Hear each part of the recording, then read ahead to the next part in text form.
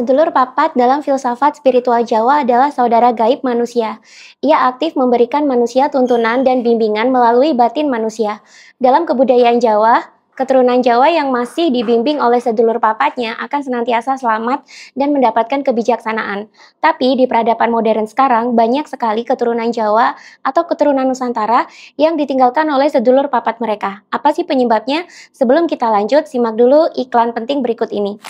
Bumi kita sedang berubah menjadi bumi baru. Ini adalah era kejayaan Nusantara yang sudah menjadi siklus 700 tahun sekali. Karena itu kita mengalami kebangkitan spiritual. Artinya kita sedang dikembalikan kepada kesadaran sejati manusia Nusantara. Di bumi yang baru nanti, hidup adalah mayoritas tentang harmoni, welas asih, saling terhubung, dan berkelimpahan. Kebangkitan spiritual adalah jalan pembuka. Selanjutnya, kita yang menapaki jalan untuk menemukan jati diri kita kembali sebagai manusia-manusia Nusantara yang tercerahkan. Di Gathering Jakarta besok, kita akan bahas lebih lengkap tentang ini, termasuk apa saja sih yang harus kita persiapkan dan kita tuntaskan selama proses kebangkitan spiritual.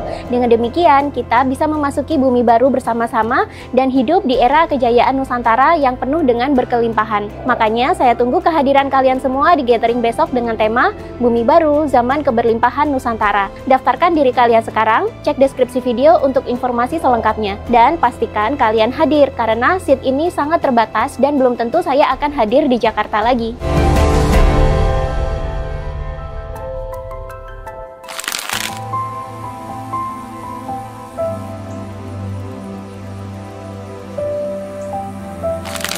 Sedulur papat sering dianggap sebagai saudara gaib manusia.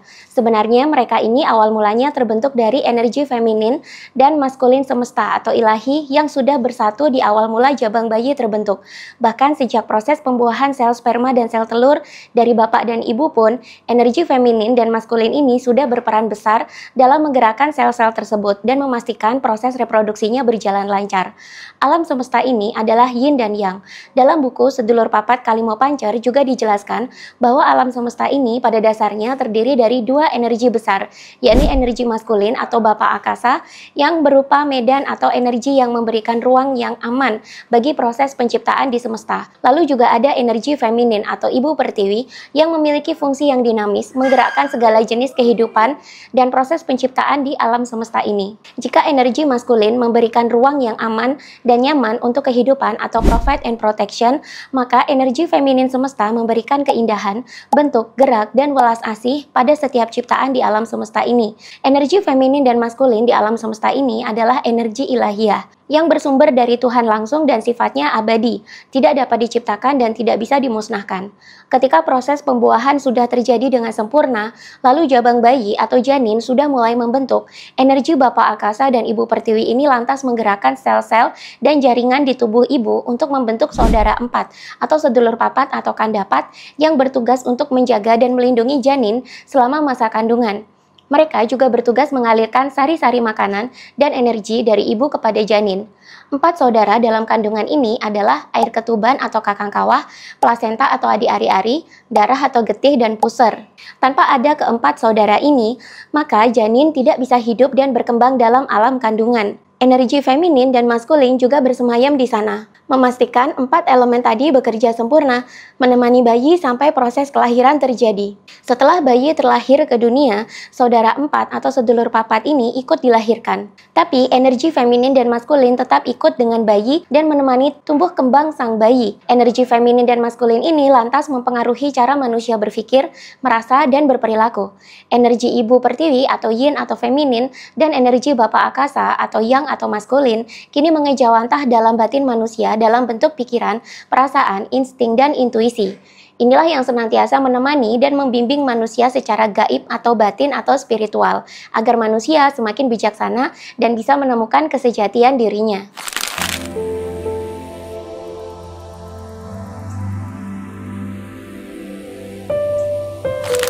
Dalam kebudayaan Jawa, kita sering mendengar istilah sedulur papat bisa saja meninggalkan manusia. Ini sebenarnya kalimat yang sangat filosofis. Sebenarnya bukan sedulur papat yang meninggalkan manusia, tapi manusialah yang terputus koneksi dengan sedulur papat mereka masing-masing. Mengapa koneksi ini bisa terputus sehingga manusia seolah-olah ditinggalkan oleh sedulur papat mereka? Sedulur papat ini adalah sahabat batin atau sahabat spiritual manusia. Untuk bisa terkoneksi dengan mereka dibutuhkan ketenangan batin dan kebersihan hati untuk bisa mendengarkan suara-suara mereka. Ketika batin manusia tidak lagi tenang, maka suara-suara sedulur papat ini juga sulit untuk terdengar. Pada intinya begitu. Ketika manusia cenderung berada dalam ketenangan, maka dengan sendirinya suara-suara dari sedulur papat ini akan terdengar sendiri dalam bentuk intuisi, naluri, akal budi, pemikiran-pemikiran bijaksana dan perasaan-perasaan yang sifatnya selalu membimbing, melindungi dan mengarahkan manusia. Itulah kenapa dalam spiritual Jawa, sedulur papat itu disebut juga sebagai pamomong manusia. Manusia yang ditinggalkan oleh sedulur papat alias terputus koneksi dengan sedulur papat mereka sebenarnya memiliki ciri-ciri yang cukup kentara. Dalam buku Kandapat dijelaskan bagaimana kondisi psikologis dan kehidupan manusia yang mengalami keterputusan koneksi atau ditinggalkan oleh sedulur papat mereka. Jika kalian menemukan kondisi seseorang sedang sangat terpuruk, finansialnya kacau, kehidupan keluarganya hancur, mungkin ia sedang kehilangan pekerjaan juga, atau bisnisnya merugi, ataupun ditipu oleh orang jahat sampai uangnya habis tak bersisa, kemudian dia juga mengalami keterpisahan dengan orang-orang yang ia sayangi, dan dalam kesehariannya dia selalu meratapi nasibnya yang sangat sial atau apes, dia juga berada di titik terendah dalam hidupnya kacau, sekacau-kacaunya, sampai ia merasa seluruh masalah tumpah menjadi satu dalam kehidupannya. Ia juga merasakan stres serta kecemasan setiap hari, bahkan sampai membuat ia mengalami depresi. Maka sudah pasti ia sedang ditinggalkan oleh sedulur papatnya. Ia sedang terputus koneksi dengan sedulur papatnya. Andaikan manusia tidak terputus koneksi dengan sedulur papatnya, tentulah manusia tidak akan terpuruk sampai begitu parah. Sebab di awal pasti sedulur papatnya bakalan memberikan peringatan dini jika manusia hendak mengalami kerugian atau mara bahaya. Dalam dunia spiritual, manusia yang mengalami ciri-ciri keterpurukan seperti ini disebut sedang mengalami fase dark night of the soul atau malam gelap jiwa. Orang yang sedang berada di fase ini sudah pasti terputus koneksi dengan sedulur papatnya. Nanti kalau manusia sudah spiritual awakening atau mengalami kebangkitan spiritual, dengan sendirinya ia akan kembali terkoneksi dengan sedulur papatnya lagi.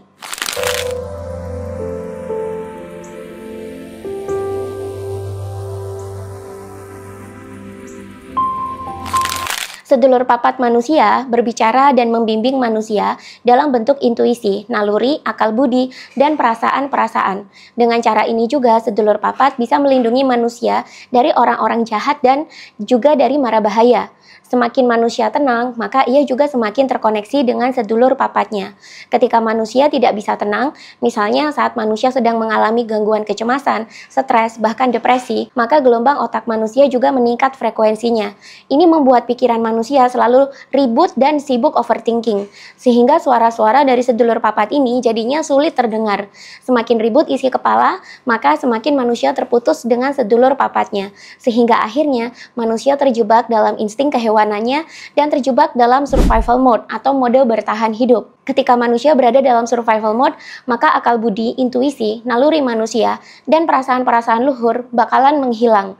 Tubuh disiapkan untuk mekanisme fight or fly atau menghadapi bahaya atau kabur untuk meninggalkan bahaya. Manusia terjebak dalam situasi bahaya dengan kondisi menyerap energi yang sangat besar. Di momen seperti inilah manusia jadi mudah mengalami kelelahan. Dalam buku Healing and Recovery, dijelaskan bahwa manusia yang berada dalam survival mode, kondisi ini ternyata juga berbanding lurus dengan kondisi finansial, kondisi kesehatan psikologis, serta kondisi kesadaran. Artinya, ketika manusia berada dalam survival mode, mereka cenderung sulit mendapatkan kesejahteraan finansial, sangat rawan menjadi pengangguran, memiliki kesehatan mental dan kejiwaan yang buruk, serta mengalami level kesadaran yang sangat rendah, sehingga mereka juga kehilangan kontrol atas diri sendiri, namun rawan dikendalikan oleh orang lain. Itulah kenapa leluhur Nusantara mengajarkan kita untuk sering-sering melakukan meditasi atau tapa. Sebab dengan meditasi kita sama saja dengan memberikan waktu bagi pikiran untuk jeda. Sehingga lama-lama keributan di kepala akan mengendap sendiri, lalu manusia menjadi tenang. Ketika manusia sudah tenang dengan sendirinya, mereka akan terkoneksi dengan sedulur papat dan mendapatkan perlindungan darinya. Minimal ketika ada mara bahaya mendekat, manusia sudah mendapatkan firasat duluan. Firasat ini datang dari sedulur papat tersebut.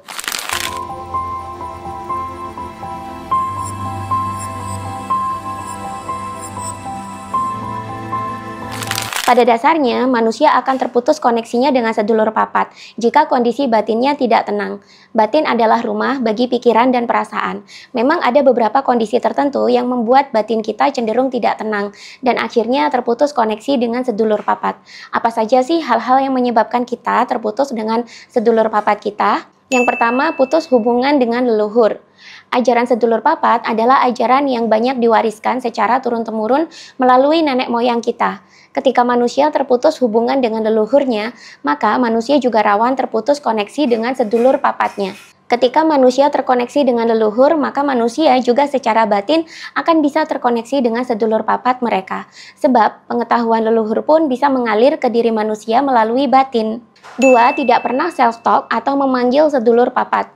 Cara paling mudah untuk terkoneksi dengan sedulur papat adalah dengan sering-sering melakukan self-talk atau berbicara dengan diri sendiri.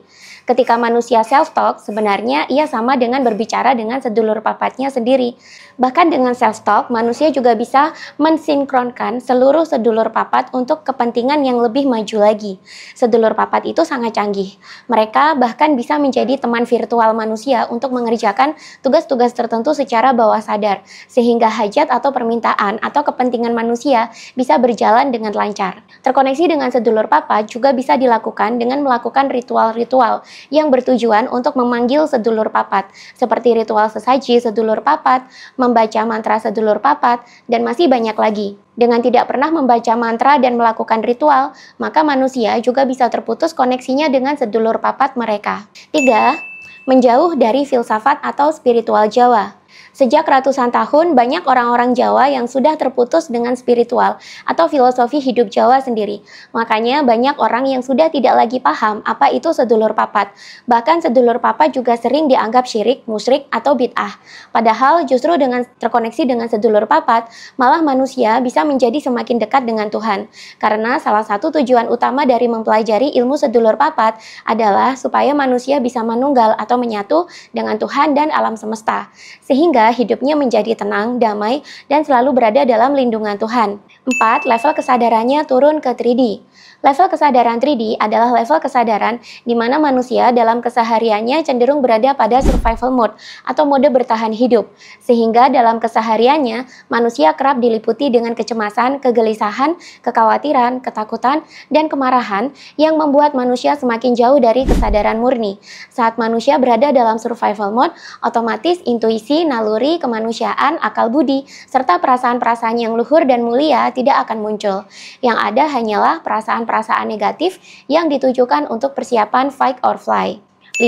Sibuk mengejar duniawi tapi lupa dengan rohani. Rohani adalah ranah batin yang berkaitan dengan hubungan manusia dengan Tuhan. Manusia yang terlalu sibuk mengejar duniawi, dirinya bisa terjebak dalam siklus, selalu berkompetisi dan bersaing untuk menjadi yang utama di dunia ini. Ini membuat manusia sibuk mengejar dan bahkan bisa mengesampingkan kemanusiaan demi kepentingan dia sendiri. Ketika sudah sibuk begini, otomatis rohani manusia juga tidak terpenuhi. Ketika rohani tidak terpenuhi, maka koneksi dengan sedulur papat juga hilang. Sehari-hari manusia akan sibuk menambah, mengalihkan, mengejar, dan terus berpikir untuk memperbesar duniawinya saja. Sampai akhirnya memang hartanya bisa banyak, tapi biasanya kondisi batinnya tidak tenang atau tidak sehat. Uangnya banyak, jabatannya tinggi, tapi rohaninya kosong dan tidak bahagia. 6. Hidup tidak meditatif. Hidup meditatif adalah gaya hidup di mana manusianya cenderung hadir saat ini dan di sini untuk menikmati dan hidup di momen sekarang. Pandangan hidup meditatif dulu sering dicibir oleh orang-orang duniawi, karena hidup meditatif dianggap sebagai gaya hidup yang membuat manusia menjadi lamban dan malas, sehingga tidak memiliki daya juang dan berpotensi membuat masa depan menjadi suram. Padahal ini bukan hidup meditatif. Hidup meditatif berbeda dengan hidup malas. Pada hidup meditatif, seperti yang dijelaskan oleh Dr. Joe Dispenza dalam bukunya Becoming Supernatural, justru masa depan itu diciptakan melalui momen-momen sekarang. Ketika manusia bisa hidup di momen kini atau live in the now, maka manusia cenderung mindfulness dalam menjalankan apa yang sedang ada. Manusia justru meletakkan seluruh pikiran perasaan dan tubuhnya untuk menikmati aktivitas yang sedang ada. Dan ini membuat apa yang sedang dilakukan saat itu menjadi optimal, karena manusia bisa fokus tapi tidak mengalami tekanan. Justru fokusnya itu fokus yang mendamaikan. Itulah kenapa ketika manusia live in the now, pekerjaan mereka cenderung memberikan hasil yang maksimal, bahkan bisa sempurna. Karena semua effort dan perhatian tertuju pada setiap momen-momen aktivitas.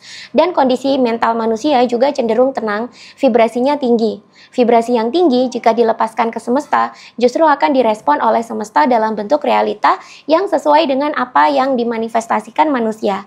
Apa yang akan kita capai di masa depan semuanya dimulai dari masa kini. Ini berbeda dengan hidup di masa depan atau hidup di masa lalu. Ketika manusia cemas akan masa depan, maka ia hidup di masa depan. Ketika manusia sibuk menyesali masa lalu, maka ia hidup di masa lalu. Masa lalu tidak akan bisa berubah, tapi masa depan bisa dibentuk dari sekarang. Manusia yang hidup meditatif, mereka justru bisa membentuk masa depan yang cerah tanpa kecemasan, karena semuanya dibentuk sejak di momen sekarang dengan mindfulness. Ketika manusia hidup di momen sekarang juga, gelombang otak manusia menjadi tenang.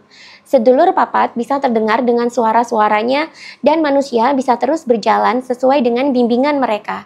Justru menciptakan masa depan yang gemilang jadi semakin mudah dan cepat ketika dibantu oleh bimbingan sedulur papat ini.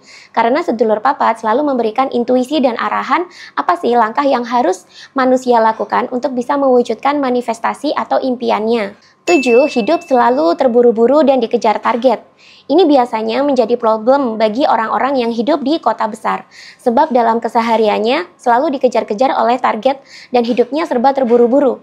Buat kalian yang memiliki gaya hidup yang seperti ini, coba rutinkan meditasi agar batin tidak selalu terlarut dalam kompetisi dan keterburu-buruan. Jika manusia yang hidup di kota tidak pernah mengheningkan dirinya, walaupun cuma 10 menit sehari, maka pikirannya akan selalu sibuk dan ribut karena gaya hidup kota. 8. Hidup di lingkungan yang toksik atau di bawah tekanan. Hidup di lingkungan yang toksik, entah itu keluarga yang toksik, pernikahan yang toksik, atau lingkungan pekerjaan yang toksik, akan membuat gelombang otak manusia sering berada di gamma. Ini adalah gelombang otak yang membuat manusia berada dalam survival mode. Manusia tanpa sadar dipersiapkan untuk mengeksekusi fight or fly sewaktu-waktu. Di saat yang sama, was-was, overthinking, kecemasan, kegelisahan, ketakutan, kesedihan, dan kemarahan juga ikut menyelimuti kondisi mental sehari-hari. Emosi-emosi negatif seperti ini adalah bahan bakar untuk menjalankan survival mode. Di saat seperti ini, otomatis pikiran manusia selalu ribut, tidak bisa tenang, tidak bisa bahagia, tidak damai. Maka suara-suara sedulur papat pun tidak akan terdengar. Jadilah manusia terputus koneksi dengan sedulur papatnya sendiri.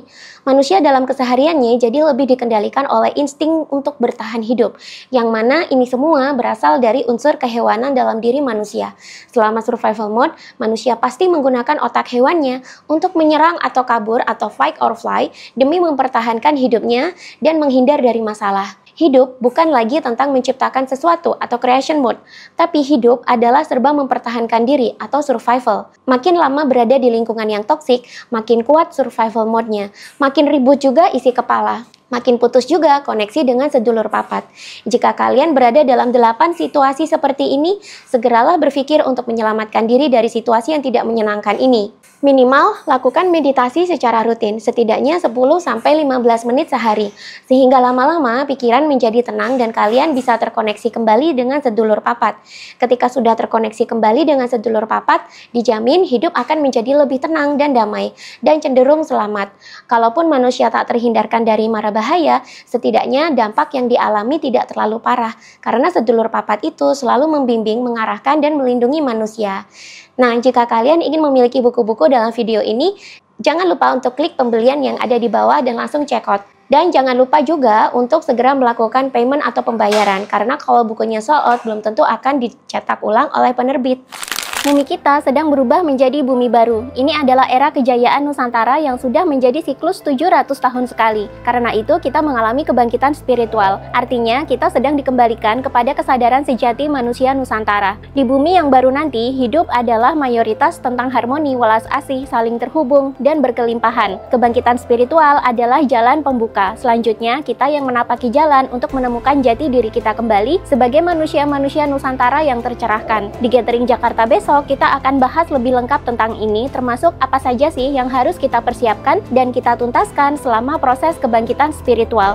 Dengan demikian, kita bisa memasuki bumi baru bersama-sama dan hidup di era kejayaan Nusantara yang penuh dengan berkelimpahan. Makanya saya tunggu kehadiran kalian semua di gathering besok dengan tema Bumi Baru, Zaman Keberlimpahan Nusantara. Daftarkan diri kalian sekarang, cek deskripsi video untuk informasi selengkapnya. Dan pastikan kalian hadir, karena seat ini sangat terbatas dan belum tentu saya akan hadir di Jakarta lagi.